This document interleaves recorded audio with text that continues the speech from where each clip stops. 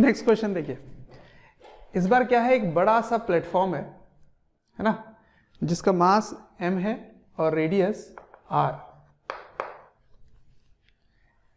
इसमें एक आदमी है, कैपिटल M मास का, ठीक है, वो घूमे जा रहा है, ऐसे वो घूमे जा रहा है, साथ में है, बिल्कुल ऐसे साथ में घूम रहा है ऐसे प्लेटफॉर्म।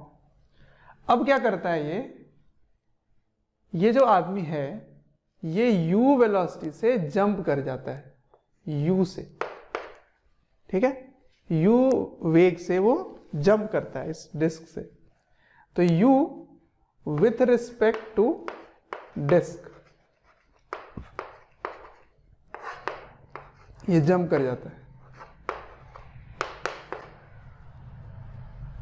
ये डिस्क के सापेक्ष u वेग से जंप करता है, ठीक है। तब आपको ज्ञात क्या करना है, इसकी एंगुलर वेलोसिटी क्या होगी डिस्क की जब ये जमीन पे गिर जाएगा, कूदेगा तो, ठीक है, तो ये बताना है हमको। तो समझ में आया क्वेश्चन। पहले वो ओमेगा नॉट वेलोसिटी से साथ साथ घूम रहे थे, अब वो ऐसे चलते चलते वो जंप कर जाता है, तो u वेग से जंप करता है विथ रिस्पेक्ट टू डिस्क। तो बताना है बाद में इसकी वेग क्या होगी, कोणीय वेग क्या होगी, ठीक है। तो देखिए, अगर आप ये सोचते हैं कि अगर वेग की बात हो रही है तो क्यों ना मैं रेखीय संवेग का संरक्षण कर दूं, लीनियर मोमेंटम का कंजर्वेशन कर दूं, तो ये नहीं कर सकते आप। क्यों? क्योंकि यहाँ पर फिक्स किया गया है, वो यहाँ पर हिंज है। तो अगर ये यहाँ पर हिंज है, फिक्स किया गया है, तो वहाँ पर एक हिंज फोर्स डेवलप हो जाएगा, है ना, हिंज फोर्स। जहाँ पर भी आप कील लगाते हैं वहाँ का एक बल तैयार हो जाता है। इसीलिए आप P कंजर्व नहीं कर सकते। P system is not constant, ठीक है, इज नॉट कॉन्स्टेंट, ठीक है। अब देखिए, लेकिन क्यों? Due to hinge force, hinge force. यहाँ पे कील के कारण जो बल आ रहा है, टिल्किन बल, वो बल इस पर नेट फोर्स जीरो नहीं कर रहा है, जिसके कारण आप मोमेंटम ऑफ सिस्टम कंजर्व नहीं कर सकते। लेकिन टॉर्क अबाउट हिंज जीरो हो जाएगा, ठीक है। टॉर्क अबाउट हिंज, इसी के अबाउट अगर टॉर्क लोगे तो उसी का बल उसी के अबाउट लेते हैं तो बल आगुण जीरो हो जाता है। तो net torque about hinge is zero, so L is constant about hinge, ठीक है, इज कांस्टेंट। तो सुनिए, L initial equals to L final, ठीक है। किसके अबाउट? अबाउट हिंज, हिंज जहां पे हिंज किया गया है, कील लगा हुआ है, जहां कील लगा हुआ है, इसको मैं कह रहा हूं। तो इनिशियल एंगुलर मोमेंटम क्या होगा? देखो, आप इसको आप एक सिस्टम बना सकते हो, तो इसकी मोमेंट ऑफ इनर्शिया क्या होगी? एक तो हो गई mr²/2, एक हो गई mr², इसका मैंने क्या ले लिया? mr², ठीक है। तो mr²/2 इंटू mr², इसको किससे मल्टीप्लाई कर देंगे? ओमेगा नॉट से। तो ये हो गया इनिशियल एंगुलर मोमेंटम। अब फाइनल एंगुलर मोमेंटम क्या होगा? देखो, जब ये जंप कर रहा है ना, तो विद रिस्पेक्ट टू डिस्क कर रहा है, बट आपको विद रिस्पेक्ट टू ग्राउंड चाहिए, तो क्या लिखोगे? Velocity of man with respect to disc is velocity of man minus velocity of disc, यही होगा। तो बाद में आपको क्या दिख रहा है? बाद में ये ओमेगा से चलना शुरू कर दिया, और ये क्योंकि जंप कर रहा है ऐसे, इसको मैं ऐसे बना देता हूं, ठीक है। तो ये with respect to disc u से वो जंप कर रहा है, तो वेलोसिटी ऑफ मैन क्या होगा? u। वेलोसिटी ऑफ डिस्क क्या होगा? ओमेगा r, है ना, माइनस, नहीं यही तो आपको निकालना है, ये u है, man with respect to disc is u, और ये आपको निकालना है माइनस ओमेगा r। इसकी वेलोसिटी क्या होगी? इसकी वेलोसिटी ओमेगा r, ठीक है, तो इसको इधर ले आओ, तो u प्लस ओमेगा आर हो गया वेलोसिटी ऑफ मैन। ठीक है, ऐसे। तो क्या लिखोगे यहाँ पे, यहाँ लिखेंगे m आर स्क्वायर बाई 2, ये कितने से जा रहा है, ओमेगा से जा रहा है, प्लस अब ये जो आदमी है उसका आप एंगुलर मोमेंटम क्या लिखोगे, m v r, ये लिखोगे।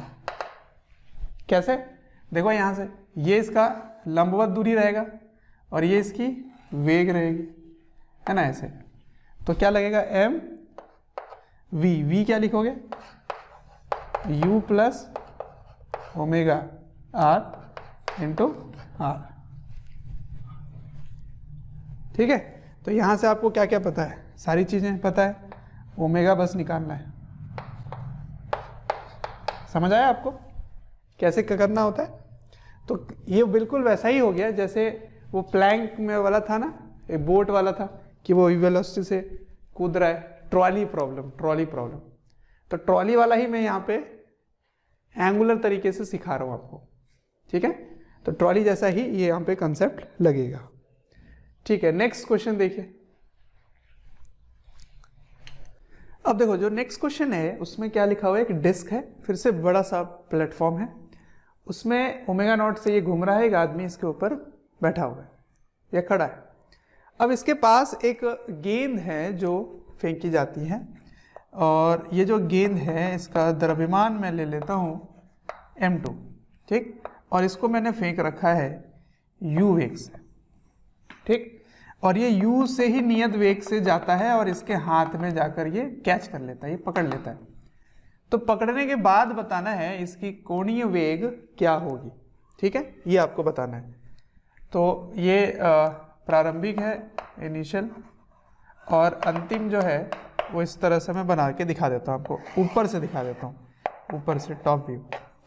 ठीक, तो यहाँ पर एक कैपिटल M है, ओके, और यहाँ पर एक m2 भी आ गया है, इसके पास गेंद भी आ गई है m2, और ये इस प्रकार घूम रहा था, तो अभी भी इसी प्रकार घूमेगा। इसको ओमेगा 1 लिख लेते हैं। ठीक है, और ये m1 है, ये m1 है, ऐसे। तो देखो क्या यहाँ पर आप फिर से कोणीय संवेग का संरक्षण कर सकते हैं, क्या एंगुलर मोमेंटम कंजर्वेशन कर सकते हैं, बिल्कुल कर सकते हैं। और कहाँ करना चाहिए आपको, इसके अबाउट करना चाहिए। देखिए आपके दिमाग में ये भी क्वेश्चन आ सकता है कि सर ये जब ये गेंद पकड़ रहा है तो फिर वो भी फोर्स लगाएगा, बिल्कुल सही बात है, लगाएगा। तो इस गेंद पर फोर्स जो बल है और जो इस पर भी बल है वो दोनों विपरीत दिशा में होगी, एक्शन रिएक्शन। तो इस गेंद के में जो फोर्स लग रहा है उसका एंगुलर मोमेंट, उसका टॉर्क इसके अबाउट और इसका टॉर्क उसके अबाउट दोनों कैंसिल हो जाएंगे। ठीक है, इसीलिए वो फोर्स का टॉर्क इसके अबाउट 0 है, क्योंकि आप सिस्टम ले रहे हो, पूरे को ले रहे हो। तो ये m पे जो टॉर्क लगेगा और ये जो स्मॉल m पे लगेगा टॉर्क, ये m2 वाले पे वो इक्वल एंड ऑपोजिट लगेगा, तो वो कैंसिल हो जाएंगे। तो अभी भी नेट टॉर्क इसके अबाउट 0 है। इसीलिए आप क्या बोल सकते हैं, इनिशियल एंगुलर मोमेंटम बराबर फाइनल एंगुलर मोमेंटम। ठीक, अब इनिशियल क्या होगा, दोनों एक साथ ही चले जा रहे थे, तो आप लिखोगे m1 r square by 2 plus m r square. ये हो गया मोमेंट ऑफ इनर्शिया पूरे सिस्टम का। कितने से घूम रहा है वो, ओमेगा नॉट से।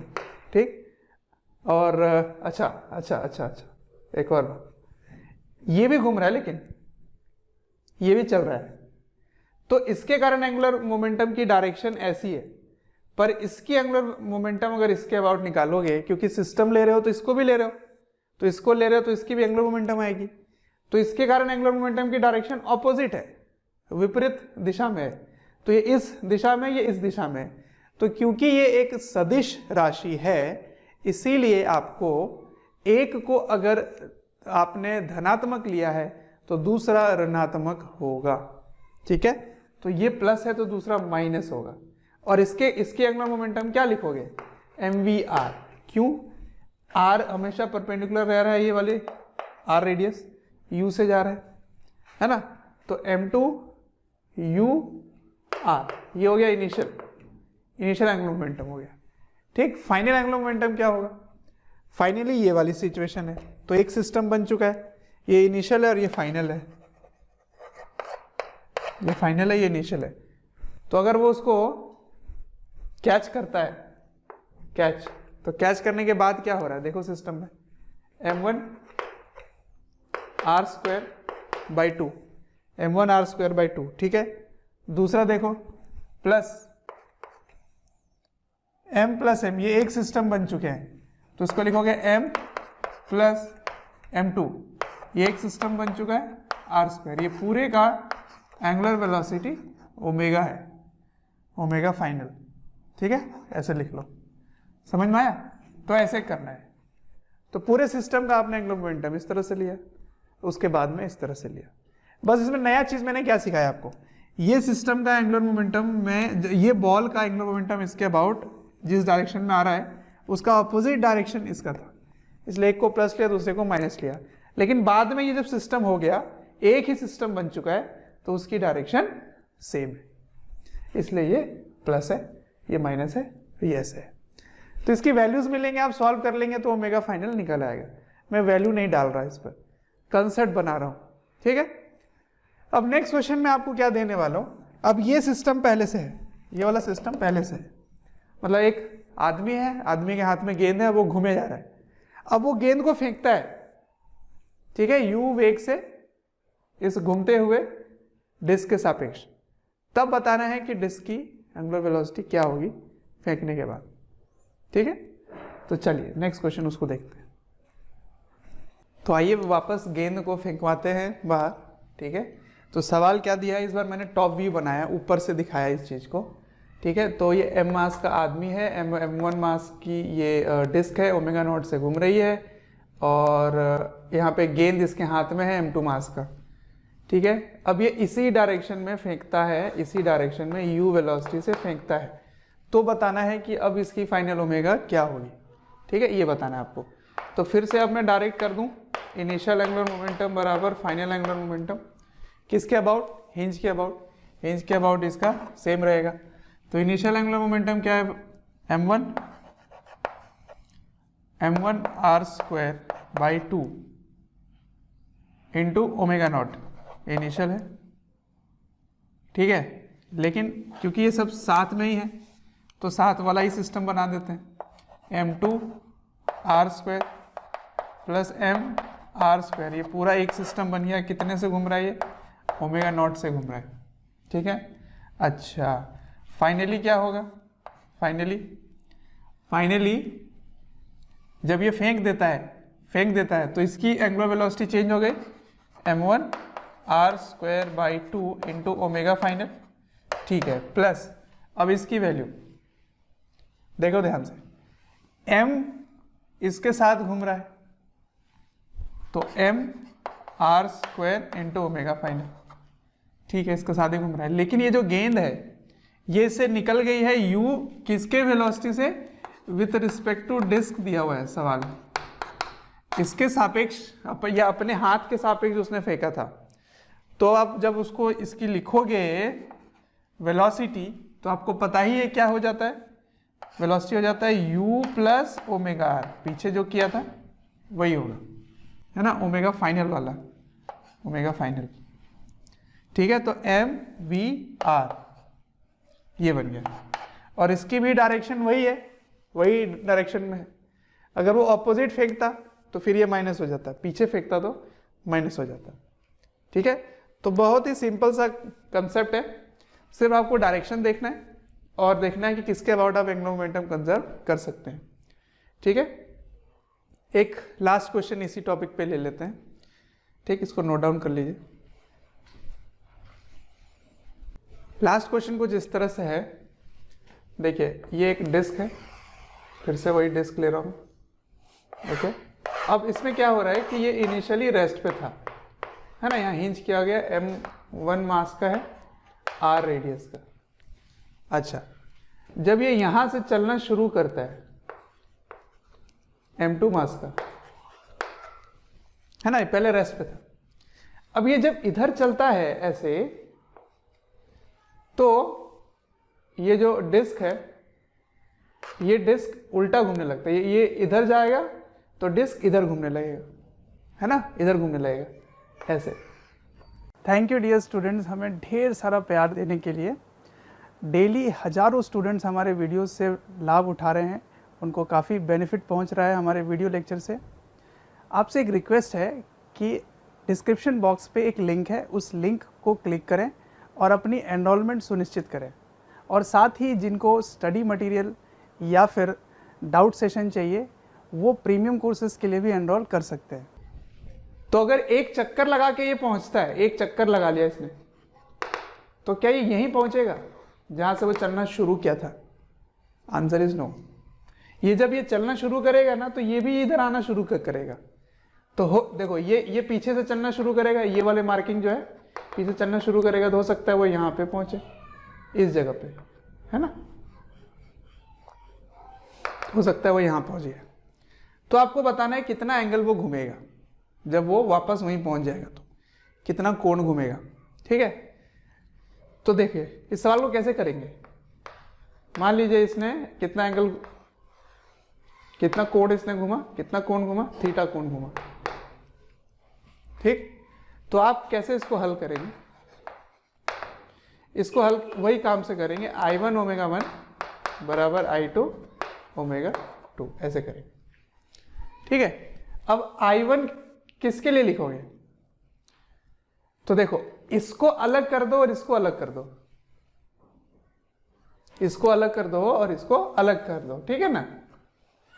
ये 1 हो गया, वो 2 हो गया। तो 1 का मोमेंट ऑफ इनर्शिया क्या होगा? 1 का तो 1 का मोमेंट ऑफ इनर्शिया होगा m1 r square by 2, mr square by 2 हो गया, इनटू एंगुलर वेलोसिटी। कितना एंगल इसने घूमा, इसने कितना कोण, 2 पाई माइनस थीटा घूमा, तो इसको क्या लिखोगे? 2 pi minus theta by T. T time लगा, मान लीजिए टी समय लगा, तो थीटा बाई टी हो गया।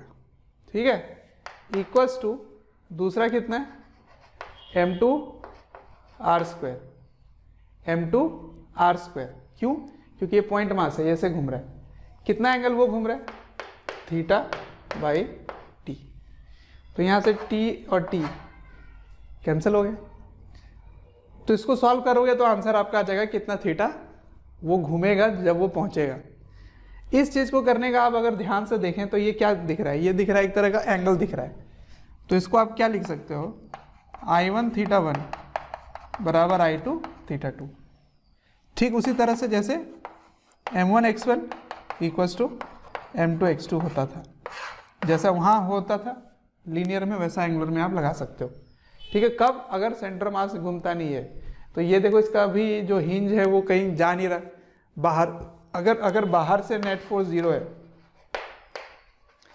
नेट एक्सटर्नल फोर्स इज 0, अगर ऐसा हो तब आप लगा सकते हैं, है ना। I1 theta 1 equals to I2 theta 2, ऐसे आप लगा सकते हैं। तो नेट फोर्स अगर 0 था तो हम कैसे लिखते थे? m1 x1 equals to m2 x2। उसी तरह से नेट टॉर्क अगर 0 होगा, नेट टॉर्क अगर 0 होगा तो आप I1 theta 1 equals to I2 theta 2 लगा सकते हो। आया समझ में? तो मैं एक्चुअली में ये कर रहा हूँ, एंगुलर मोमेंटम ही कंजर्व कर रहा हूँ, पर आप थीटा के टर्म्स में भी काम कर सकते हैं।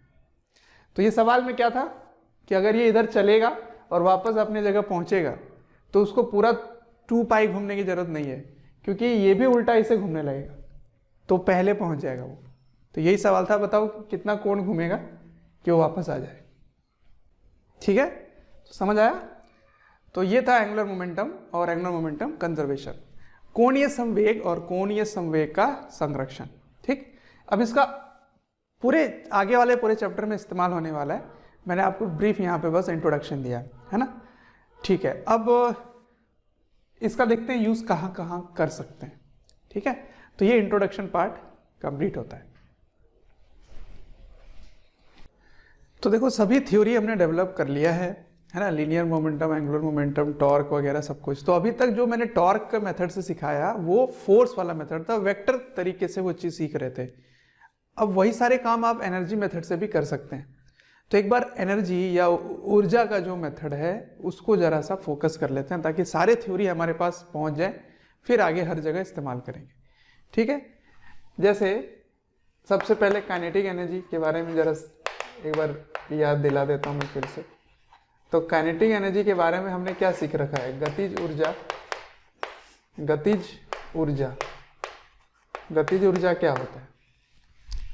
तो ये चीज़ आपको पता है कि कोई भी अगर एक एक्सटेंडेड बॉडी ऐसे m मास का कोई भी v वेलोसिटी से जाए तो इसकी हर कण जो है वो v वेग से जाती है, ऐसे v से ऐसे जा रही होती है। ठीक, तो आप क्या बोल सकते हैं कि इसकी जो काइनेटिक एनर्जी है ट्रांसलेशनल, ये ट्रांसलेशन कहलाएगा, वो क्या होगा? हाफ m v², क्योंकि सारे के सारे v में है और छोटा छोटा मास अगर लोगे उसको जोड़ोगे तो यही आ जाएगा। तो ट्रांसलेशनल काइनेटिक एनर्जी ये होता है। और अगर एक कोई भी ऐसे वस्तु है और ये फिक्स एक्सिस के अबाउट ओमेगा से घूमता है, ठीक है, तो यहाँ से r दूरी पर एक अगर dm मास लेते हो तो dm half dm into v², ये करोगे। अब इसकी वेलोसिटी क्या होगी बोलो? इसकी वेलोसिटी होगी ओमेगा r, है ना? तो क्या लिखोगे? Half into dm into omega r का होल स्क्वायर। अब इसको जब आप जोड़ोगे तो टोटल इंटीग्रेशन करना पड़ेगा, तो टोटल काइनेटिक एनर्जी रोटेशन आ जाएगा। तो हाफ ओमेगा स्क्वायर बाहर आ गया और इसमें कैपिटल R नहीं स्मॉल r होगा, या स्मॉल r लिया मैंने, तो इंटीग्रेशन ऑफ dm r²। तो ये चीज़ क्या होता था? ये मोमेंट ऑफ इनर्शिया होता था। सिग्मा dm r² को तो मोमेंट ऑफ इनर्शिया बोलते हैं। इसका मतलब kinetic energy rotation is half i omega, ये होता है। ठीक है, तो रोटेशनल काइनेटिक एनर्जी होता है हाफ i ओमेगा² अगर फिक्स एक्सिस के बारे में बोला जाए तो, अबाउट फिक्स्ड एक्सिस। ठीक है ना, तो ये रोटेशनल मोमेंट ऑफ इनर्शिया, जिस एक्सिस के अबाउट घूम रहा है उसकी मोमेंट ऑफ इनर्शिया लोगे। ठीक है, अब आगे की जो चर्चा है एक और ऊर्जा की बात होगी, वो है कार्य, है ना, वर्क, कार्य। तो इसके बारे में हमने क्या सीखा है कि वर्क होता है इंटीग्रेशन F.ds, ये होता है। ठीक है, तो वर्क एनर्जी थ्योरम क्या कहता है कि कार्य जो होता है वो चेंज इन काइनेटिक एनर्जी होगा। तो ट्रांसलेशनल काइनेटिक एनर्जी का change work done translational force के कारण होगा। मतलब F.dx ऐसे करोगे तो change in kinetic energy translational लिखोगे। ठीक है, उसी तरह से आप यहां कर सकते हो कि रोटेशनल वर्क डन क्या होगा, तो उसको लिख सकते हो टाउ डॉट डी थीटा,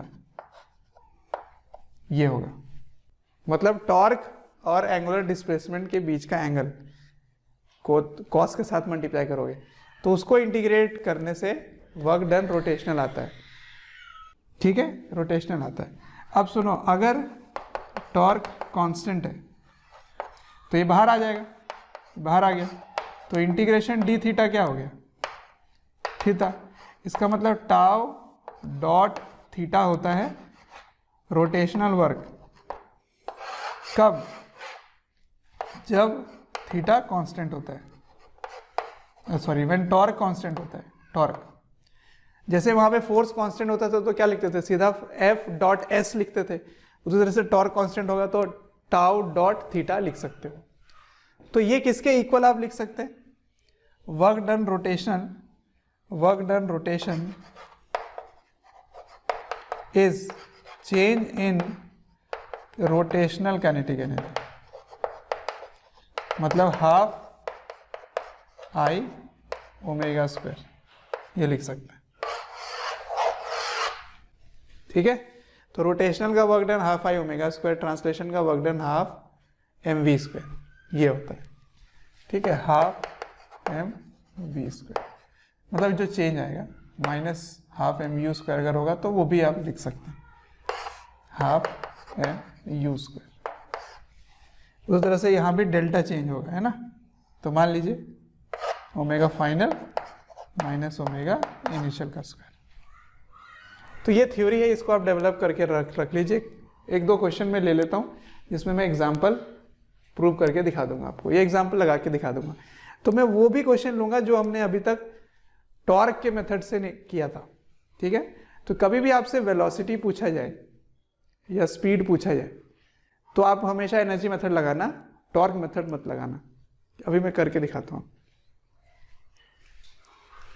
तो देखिए क्वेश्चन कैसा है।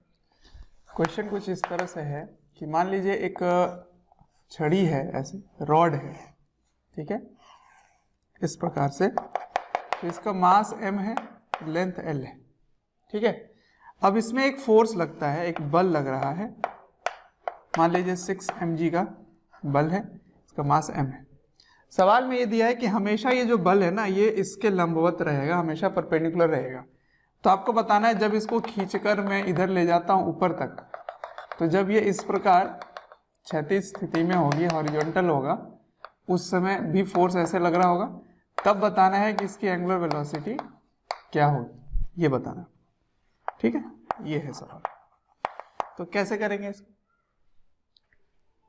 देखिए, इसको करने का हमारे पास एक मेथड तो फोर्स वाला मेथड था, जिसमें टॉर्क मेथड से इसको कर सकते थे, क्योंकि ये पूरे टाइम परपेंडिकुलर है तो इसका टॉर्क आप निकाल सकते हो। फिर ये जो टॉर्क है वो किसी थीटा पे निकालोगे, थीटा पे निकाल के फिर वो अल्फा को थीटा का फंक्शन बनाओगे, फिर अल्फा को क्या लिखोगे, omega D omega by D theta. समझ आ रहा है? Alpha equals to omega D omega by D theta. इस प्रकार लिखकर इसको इंटीग्रेट करोगे तो ओमेगा निकल आ जाएगा, जो कि थोड़ा लेंदी मेथड होता है। इसीलिए इस प्रकार के सवालों में हम लोग ऊर्जा का इस्तेमाल करेंगे, एनर्जी मेथड यूज करेंगे, ठीक है। तो कैसे करें इसको?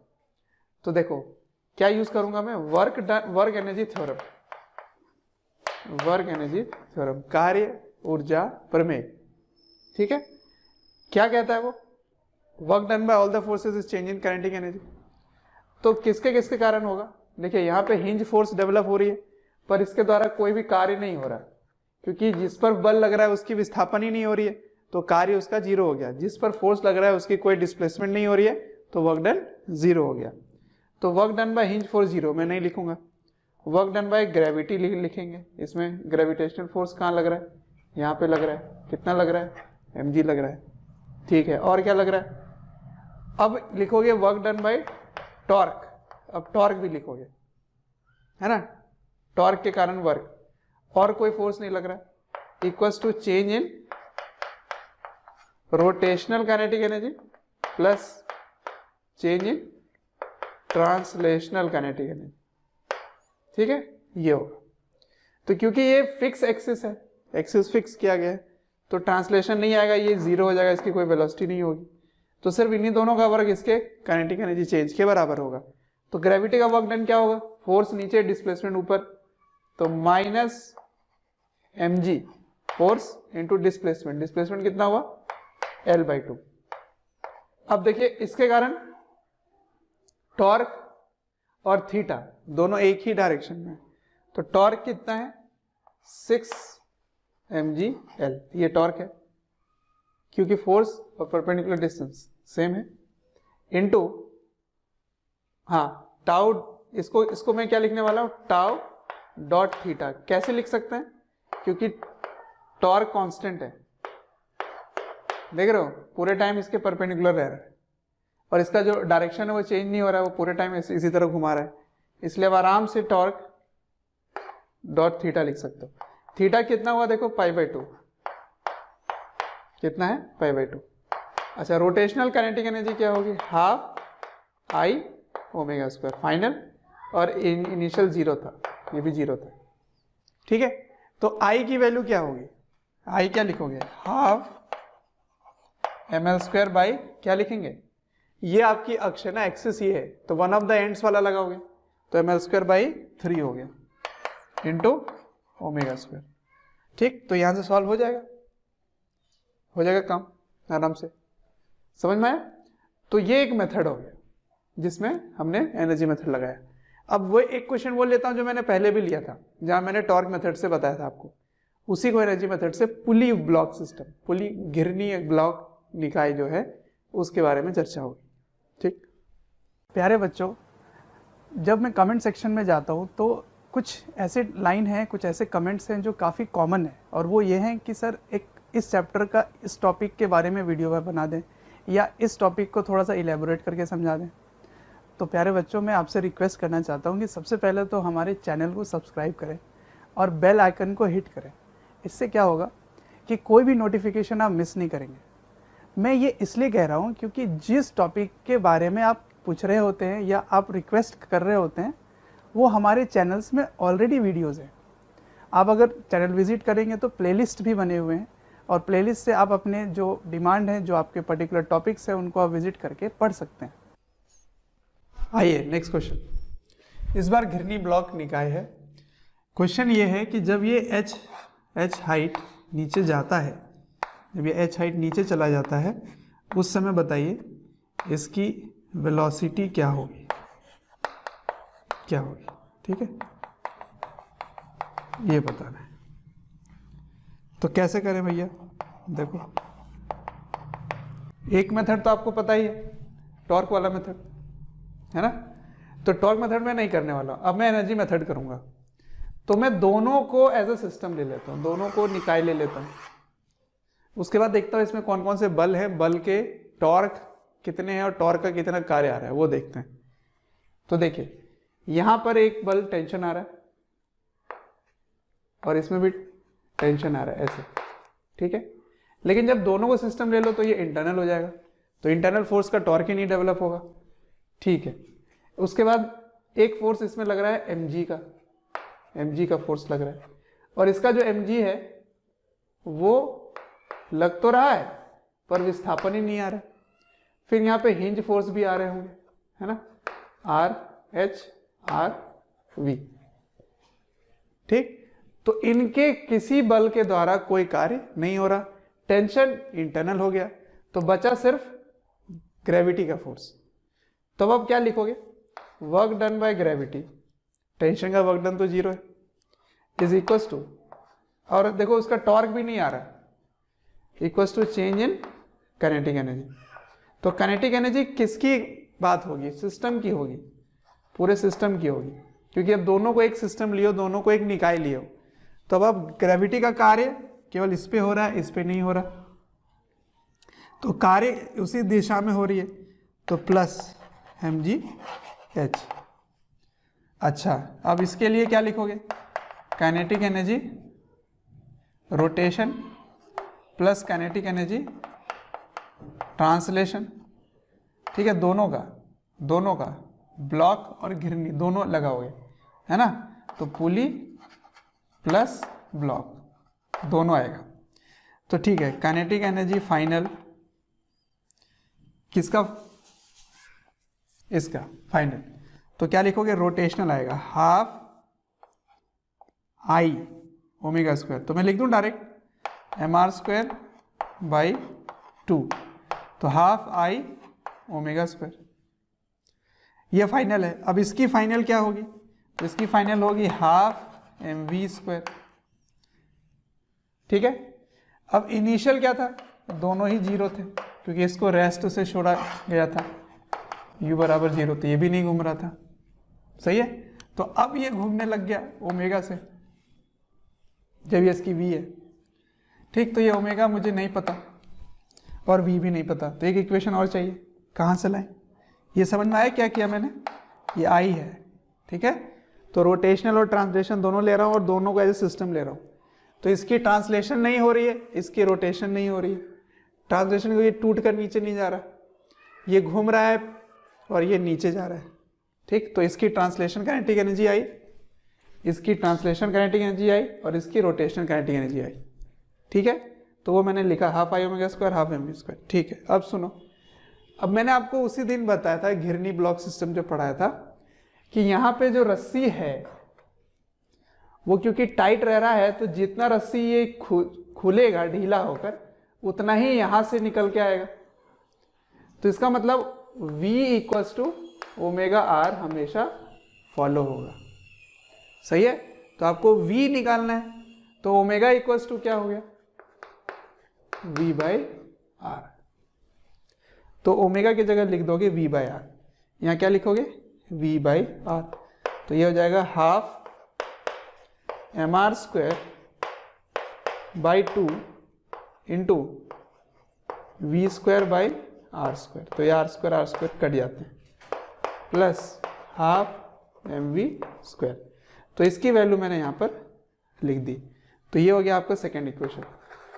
ठीक है, तो इसको सॉल्व करो, आराम से वेलोसिटी आ जाएगा। अब आपको कोई टॉर्क नहीं निकालना, कोई अल्फा नहीं निकालना, अल्फा के बाद कोई ए नहीं लिखना, फिर ए के बाद √2AH करने की कोई जरूरत नहीं है। सिंपल आप क्या करोगे, ग्रेविटी का वर्क डन काइनेटिक एनर्जी के चेंज के बराबर हो गया, या आप लिख सकते हो पोटेंशियल एनर्जी का जो लॉस हुआ वो काइनेटिक एनर्जी का गेन हुआ। ठीक, अब इस पे एक सेकंड क्वेश्चन में पूछ देता हूं कि बताइए वर्क डन बाय टेंशन क्या होगा, work done by tension on pulley क्या होगा, ये बताइए।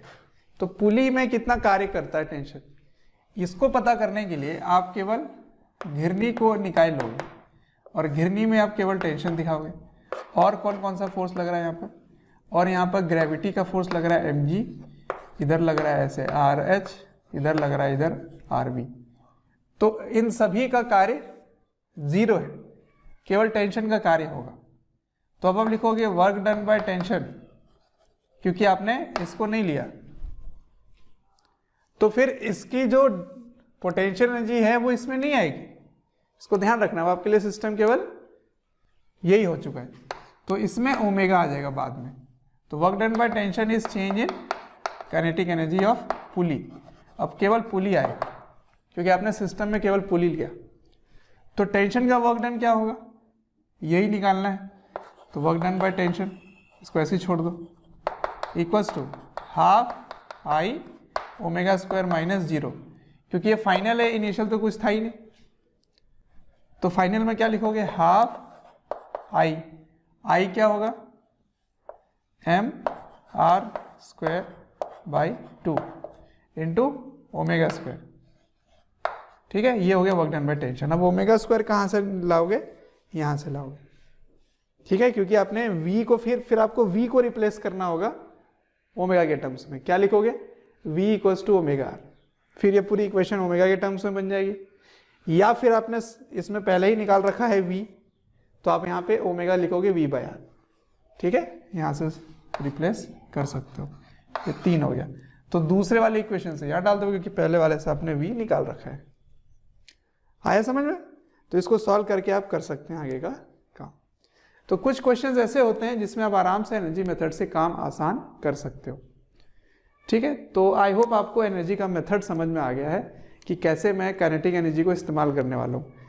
तो मैं वही कह रहा हूँ कि सारे थ्योरी को पहले डेवलप करके फिर एक बड़े किसी कंसेप्ट में इस्तेमाल करेंगे। तो इस चैप्टर में हम लोग रोटेशन के बारे में सीखते हैं कि रोटेशनल में क्या नई चीज़ आ गई जो हमने पहले के कुछ चैप्टरों में नहीं पढ़ा था। हमने फोर्स पढ़ रखा था, काइनेमेटिक्स पढ़ रखा था, लेकिन फिर यहाँ रोटेशन में उसको घूमते हुए घूर्णन गति में ये सारी चीज़ें कैसे लगेंगी वो हमने यहाँ पे नया सीखा। ठीक है, तो मैंने कोणीय संवेग का संरक्षण, उसके पहले बल आघूर्ण, और अब ऊर्जा के बारे में सब कुछ हमने जिक्र कर लिया है। ठीक, अब धीरे धीरे और आगे बढ़ाएंगे। जैसे अब कोलिजन भी आएगा, है ना, एंगुलर तरीके से कोलिजन कैसे होगा, अभी लीनियर तरीके से कोलिजन हमने पढ़ा था। उसके बाद दोनों ही गति होगी। कौन सी दोनों गति होगी, ट्रांसलेशन भी होगा और रोटेशन भी होगा, है ना। तो कंबाइंड होगा तो कैसे देखेंगे, ये सारी बातें वहाँ पे आने वाली है। ठीक, चलिए नोट डाउन कीजिए। अब इसी एनर्जी मेथड और जो अल्फा वाला मेथड है, ये सारी चीज़ें मैंने कहा था कि अब इसको इस्तेमाल करेंगे कहीं पर। तो सबसे पहला जो ज़रूरत पड़ेगा वो ज़रूरत पड़ेगा हिंज रिएक्शन निकालने का। ठीक है, क्या निकालने का, हिंज रिएक्शन। अब ये हिंज रिएक्शन क्या होता है मैंने आपको बता रखा है पहले, कि जहाँ भी किसी वस्तु को आप कील से ऐसे फिक्स कर देते हैं तो जैसे ऐसे फिक्स कर दिया आपने u इस तरह से, ठीक है। तो अगर ये घूमेगा इसमें, इस अक्ष में अगर ये घूमता है तो घूमने के कारण इसमें इस जगह पे जहाँ पे आपने कील लगा रखा है उसमें बल पैदा होता है, जिसको कहते हैं हिंज रिएक्शन या फिर किलकित बल, है ना। कील के कारण वो बल पैदा हो रहा है। तो उसका मान आपको ज्ञात करना है, उसका जो परिमाण है वो ज्ञात करना है आपको, ठीक है। वो कितना होगा, अभी तक मैंने आपको बताया था कि होगा, पर वो कितना होगा अब मैं आपको सिखाऊंगा कि कैसे निकालते हैं, ठीक है। तो आइए देखिए, तो सबसे पहले आपको क्या सीखना है कि इसमें हमेशा मुझे पता नहीं है कि वो किधर आएगा, तो हमने दो घटक मान लिए थे, एक ऊपर की ओर और एक ऐसे, या तो इधर या इधर, किधर भी किसी भी दिशा में आप मान सकते हैं, ठीक है। तो इसको मैंने किस तरह माना है कि अगर ये नीचे आए, ऊपर ना घूमता हुआ नीचे घूमे, ऐसे घूमे, ठीक है। तो ये नीचे आ रहा है तो बाहर की ओर जाना चाहेगा, क्योंकि वो घूम रहा है, तो एक सेंट्रीफ्यूगल फोर्स, बाह्य बल लगेगा एक केंद्र से बाहर की ओर, है ना। तो ये बाहर जाएगा तो उसको रोकने के लिए कील रोक रहा होगा, तो इधर एक बल लगा रहा होगा। उसके बाद ये नीचे जाना चाहेगा भार के कारण, तो उसके कारण एक बल ऊपर लग रहा होगा। तो मैं ऐसे बता रहा हूँ कि आप सही तरीके से आप गैस भी कर सकते हैं कि किस दिशा में बल लग रहा होगा, नहीं तो आप खुद से अनुमान लगा लीजिए। उसके दो घटक होंगे और घटक का दोनों का परिमाण आपको लेना होगा। तो ये RV मान लीजिए और ये RH मान लीजिए। तो इसका परिमाण क्या होगा, R बराबर रूट के अंदर RV का स्क्वायर प्लस RH का स्क्वायर, ऐसे नहीं ये होगा।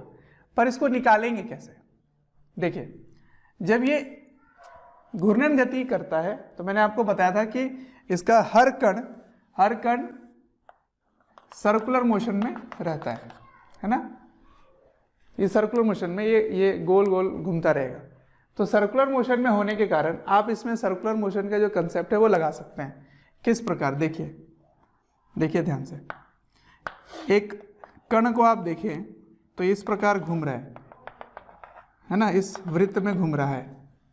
तो इस वृत्त में घूमने के कारण इस दिशा में एक त्वरण हो सकता है जिसको बोलेंगे टेंजेंशियल, स्पर्शीय त्वरण, और एक इस दिशा में होगा जिसको बोलेंगे केंद्र के तरफ, है ना। तो या त्रिज्या की तरफ, तो रेडियल बोल सकते हो उसको, या नॉर्मल बोल सकते हो इसको, नॉर्मल कोई भी एक मान सकते हो। तो नॉर्मल मान लीजिए n और ये t, ठीक है। तो आप लिखेंगे क्या, जो केंद्र के तरफ बल होगा तो इधर लिखोगे नेट फोर्स कि किधर की तरफ, नॉर्मल के तरफ, is equals to mass into normal acceleration. अब नॉर्मल एक्सेलरेशन को क्या लिखोगे, उसको लिखोगे हमेशा ओमेगा स्क्वायर r। तो ये जिस ओमेगा से घूम रहा होगा, जिस ओमेगा से ये घूम रहा होगा ऐसे, वो ओमेगा आएगा यहाँ पे, ठीक है। अच्छा, ओमेगा आप निकालेंगे कैसे, अगर सवाल में नहीं दिया है तो इसको आप ऊर्जा मेथड से निकालेंगे, एनर्जी मेथड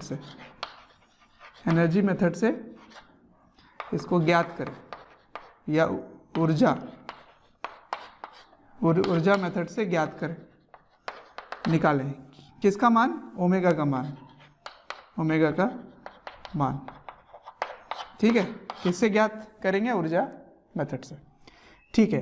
अब नेट फोर्स नॉर्मल की तरफ आ गया, इसको मान लीजिए, तो इससे आप क्या निकाल लेंगे, RH निकाल सकते हैं इससे, ठीक है। अब RV के लिए क्या करेंगे, इसके लिए क्या करेंगे, तो नेट फोर्स टेंजेंशियल डायरेक्शन में जो आएगा उसको लिखोगे मास इंटू AT, और AT क्या होगा, क्योंकि ये सर्कुलर मोशन में है तो AT का मान लिखेंगे अल्फा R, ठीक है ना। कहाँ से दूरी R कहाँ से लेंगे आप, जहाँ पर ये ऐसे है, हिंज जहाँ पे किया हुआ है, तो जहाँ पे हिंज क्या रहेगा वहाँ से दूरी लेंगे इसको R, ठीक है। तो ये R होगा अल्फा R, और ये नॉर्मल होगा ओमेगा स्क्वायर R, ठीक। तो इसको आप क्या लिखेंगे, अल्फा को लिखेंगे, A को लिखेंगे अल्फा R, ये हो गया। और इससे आप क्या निकाल लेंगे, RV निकालेंगे, ठीक है। अब अल्फा मान लीजिए सवाल में नहीं दिया है, तो वो कैसे निकालेंगे? बाय टॉर्क मेथड, ठीक है, ये टॉर्क मेथड से निकालेंगे, बल आघूर्ण के तरीके से निकालेंगे। अब बल आघूर्ण तरीका क्या होता है? ये वही net torque equals to I alpha, यहाँ से निकालेंगे, ठीक है, ये वाले मेथड से। और इसको कैसे निकालेंगे? ऊर्जा वाले मेथड से निकालेंगे। तो एक सवाल मैं करके दिखाता हूँ, इनफैक्ट एक नहीं 2 सवाल 3 सवाल कर सकते हैं इसमें। तो मैं एक करके दिखाता हूँ जिसमें ये जो भी मैंने लिखा है उसको इस्तेमाल करूँगा उसमें, ठीक है। बच्चों, अगर हमारे वीडियोस आपको पसंद आते हैं, आपको हमारी जो मेहनत है वो आपको अच्छी लगती है, तो आप हमारे वीडियोस को ज़रूर लाइक करें और शेयर करें। शेयर इसलिए मैं करने बोल रहा हूँ क्योंकि आपके शेयर करने से ज़रूरतमंद बच्चों तक ये वीडियोस पहुँच सकता है, जिनको एक पर्टिकुलर टॉपिक काफ़ी वीक लग रहा है, या एक ऐसा चैप्टर है जिसके बारे में एक पर्टिकुलर टॉपिक उनको अच्छे से पढ़ना है, तो उन तक पहुँच सकता है ये। अंत में मैं आपसे यही कहना चाहूँगा कि आपके स्नेह, अफेक्शन, प्यार देखकर हमारी पूरी मोशन की टीम काफ़ी मोटिवेटेड है आपको क्वालिटी कंटेंट देने के लिए। तो आइए क्वेश्चन करते हैं। क्वेश्चन में वही है, एक रॉड है जो यहाँ पर लटका दिया गया है, ठीक है, और यहाँ से इसको छोड़ा जाता है। m मास का है, l लेंथ का रॉड है, इसको यहाँ से छोड़ रहे हो, ठीक। तो पहला सवाल है कि इसी पोजीशन पर, पोजीशन नंबर 1 पर आपको ज्ञात करना है कि बताइए यहाँ पे हिंज रिएक्शन कितना डेवलप हो रहा है। और दूसरा है पोजीशन जब ये यहाँ पहुँच जाएगा ऐसे इस जगह पर, इस समय बताना है कि यहाँ पर हिंज रिएक्शन कितना होगा। ये पोजीशन नंबर 2 है, ठीक है। तो 2 सवाल हैं यहाँ पे। चलिए आइए सॉल्व करते हैं इसको। तो सबसे पहले वाले पोजीशन के लिए आपको क्या करना है? नंबर 1 पे आपको क्या पता करना है? अल्फा पता करना है, अल्फा। तो अल्फा के लिए क्या करेंगे? यहाँ पे फोर्स क्या लग रहा है? mg का फोर्स लग रहा है, ठीक है। अच्छा, मान लेते हैं कि ये ऊपर लग रहा था कुछ फोर्स, है ना, और इधर लग रहा था। ये हो गया आर वी, ये हो गया आर एच, ठीक। तो मैं क्या कर रहा हूँ? अल्फा निकाल रहा हूँ। तो अल्फा के लिए मुझे क्या चाहिए? हमेशा हिंज के अबाउट अल्फा निकालते हैं। तो अल्फा के लिए मैं करूँगा तो इनका क्या हो जाएगा? ये 0 हो जाएगा टॉर्क, लेकिन इसकी टॉर्क रह जाएगी, बल आघूर्ण रह जाएगी mg की। तो mg की बल आघूर्ण क्या होगी? mg l/2 बराबर आई क्या हो जाएगा? ml²/3 इसके अबाउट इंटू अल्फा। तो यहाँ से ml कैंसिल हो गया, 3 चला गया ऊपर, तो 3g/2 l आ जाएगा नीचे, ये हो गया अल्फा। तो अल्फा की वैल्यू आपने निकाल लिया टॉर्क मेथड से। कैसे निकाला मैंने? नेट टॉर्क किसके अबाउट? हिंज के about equals to I about hinge into alpha, ठीक है, ये आ गया अल्फा। अब आपको क्या निकालना है? अल्फा से आपको निकालना है टेंजेंशियल एक्सेलरेशन। ये सर्कुलर में घूमेगा, तो क्योंकि इसको रिलीज किया गया, इसको जस्ट छोड़ रहे हैं, इसको जस्ट छोड़ा गया है, तो इसकी ओमेगा क्या हो गई? 0, इसकी ओमेगा 0 हो गई, ठीक है। अब ओमेगा 0 के लिए अब सुनो, सबसे पहला काम क्या करना है? ए नॉर्मल निकालना है।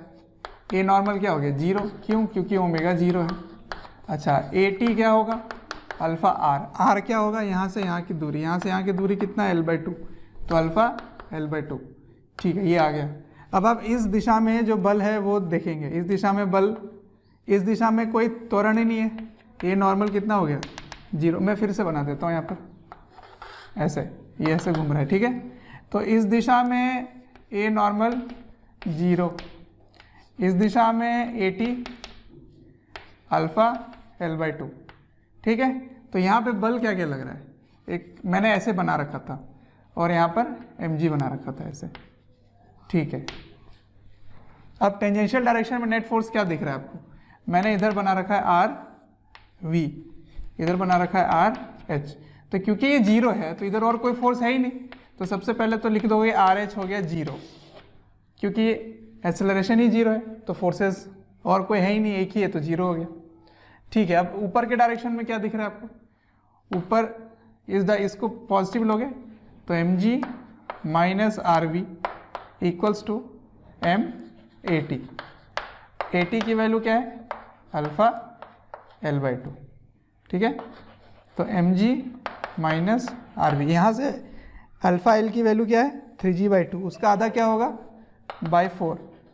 तो देखो बाई 2 करोगे तो बाई 4 हो जाएगा ना, 3g/4, तो 3mg/4 ये हो गया mg।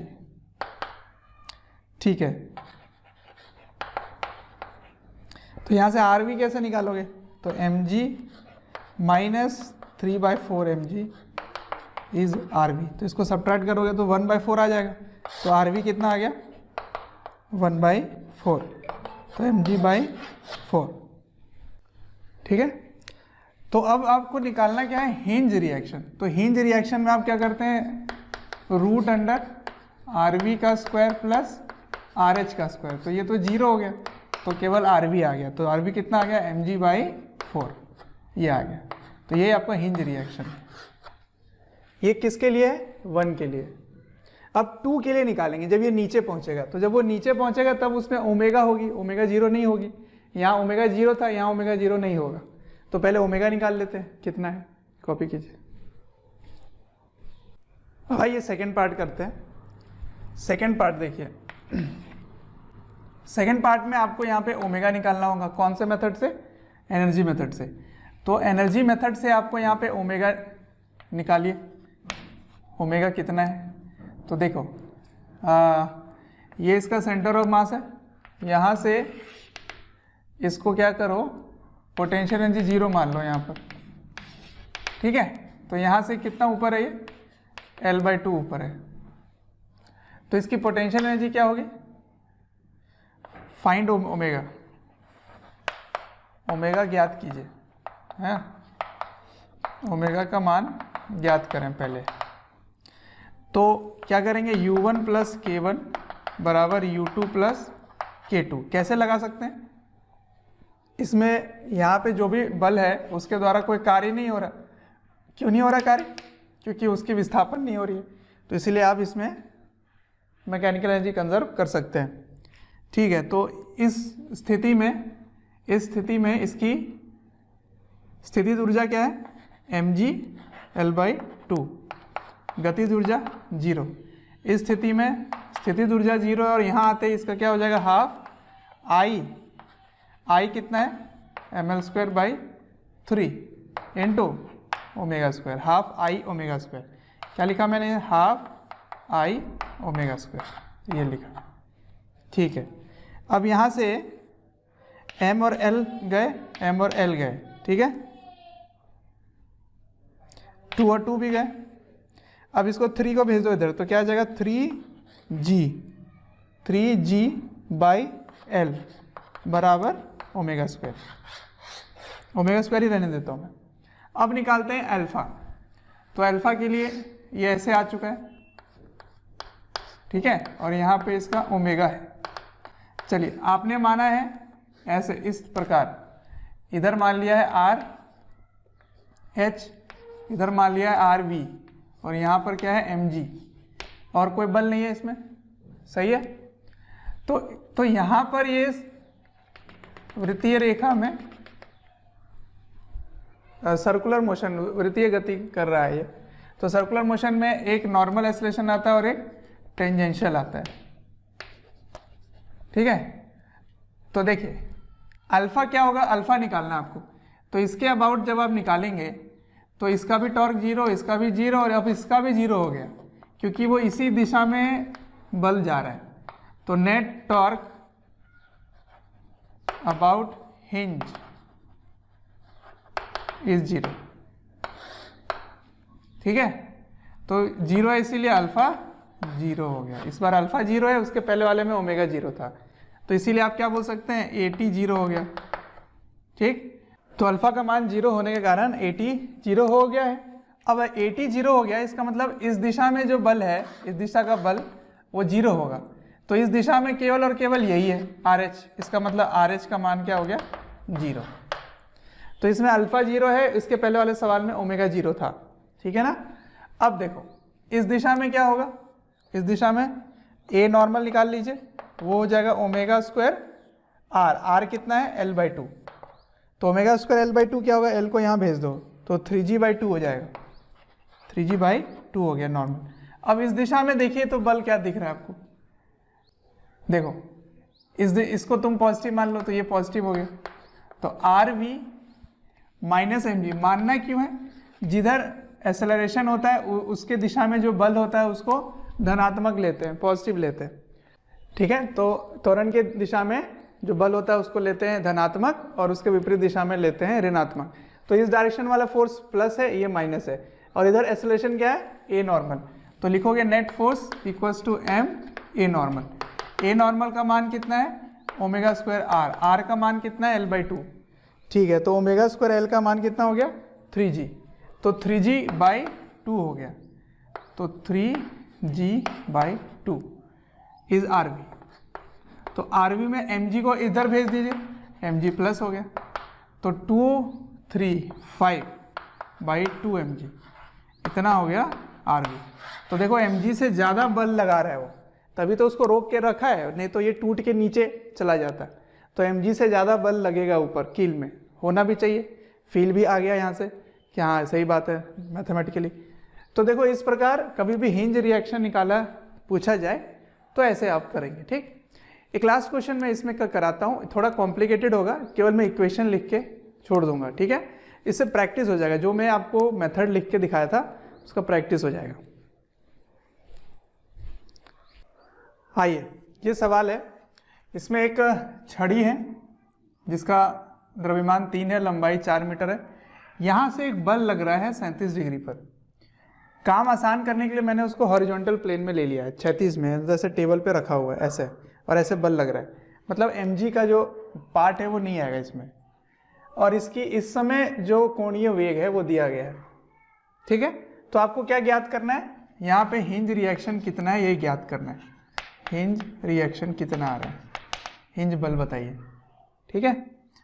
तो कैसे करेंगे, देखो सबसे पहले तो इसके 2 घटक ले लेंगे, तो इस दिशा में एक घटक और इस दिशा में एक घटक आ जाएगा।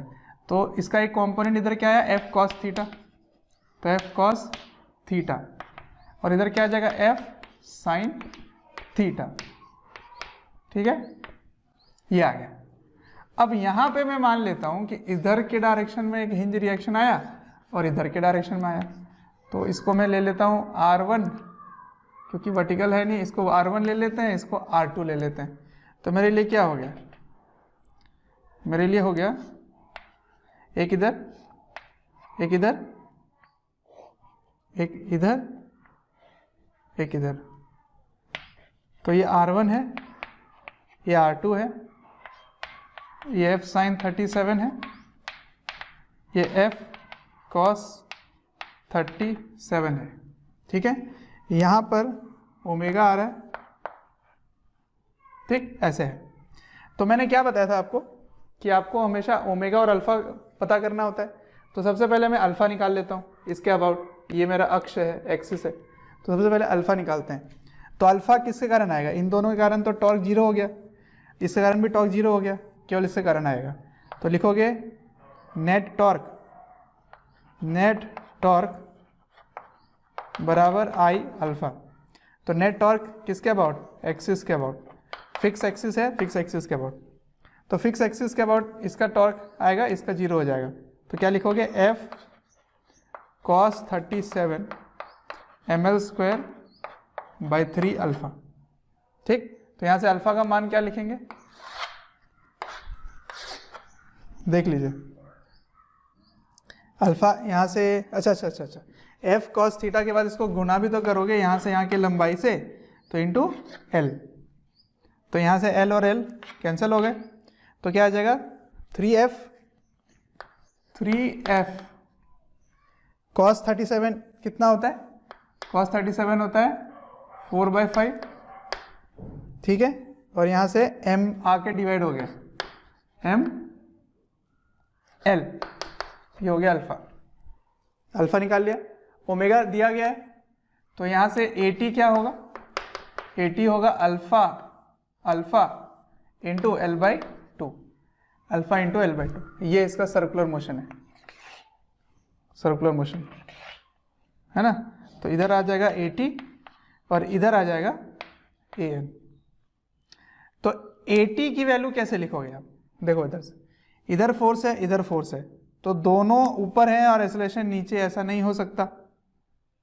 अच्छा नहीं, तो 80 इधर नहीं होगा फिर, क्योंकि देखो फोर्स इधर है तो अल्फा भी ऐसे आएगा ना, अल्फा भी इस तरह से ही आएगा अल्फा, क्योंकि इसी का टॉर्क आ रहा है। तो फिर 80 की वैल्यू भी ऐसे आएगी 80, ठीक है। और 80 की वैल्यू होगी कितनी, 80 की वैल्यू होगी अल्फा L/2। ए एन कैसे लिखोगे, इधर की ओर। अब इक्वेशन लिख दो बस। देखो 80 के डायरेक्शन में ये है और ये है, तो दोनों को आपने प्लस मान लिया है, तो जो भी फाइनल आंसर होगा उसको आप लिख लेना।